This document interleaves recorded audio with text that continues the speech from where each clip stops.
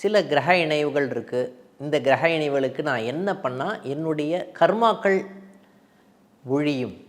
சில கிரக இணைவுகள் கர்மாக்களை ஒழிக்கக்கூடிய தன்மை நம்ம ஜாதகத்திலே இருக்கும்.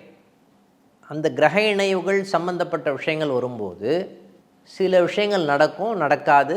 இந்த விஷயங்கள் இது பண்ணுறதன் மூலமாக நிவர்த்தி ஆகக்கூடிய தன்மையை கொடுக்கும், நமக்கு அழுத்தத்தை கம்மி பண்ணும். இந்த மாதிரி விஷயங்கள் எல்லாமே ஜோதிட ரீதியாக கிரக இணைவுகளில் இருக்கான்னா இருக்குன்னு சொல்லலாம்.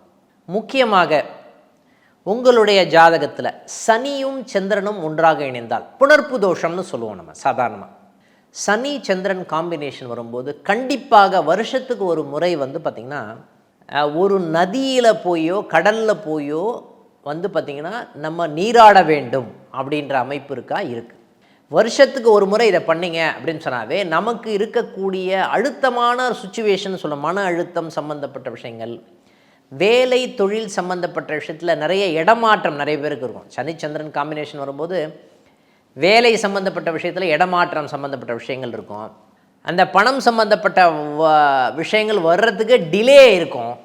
கணவன் மனைவி உறவு நிலை சம்மந்தப்பட்ட விஷயத்தில், அந்யோன்யம் சம்மந்தப்பட்ட விஷயத்தில் கொஞ்சம் தொய்வான ஒரு தன்மை இருக்கும்.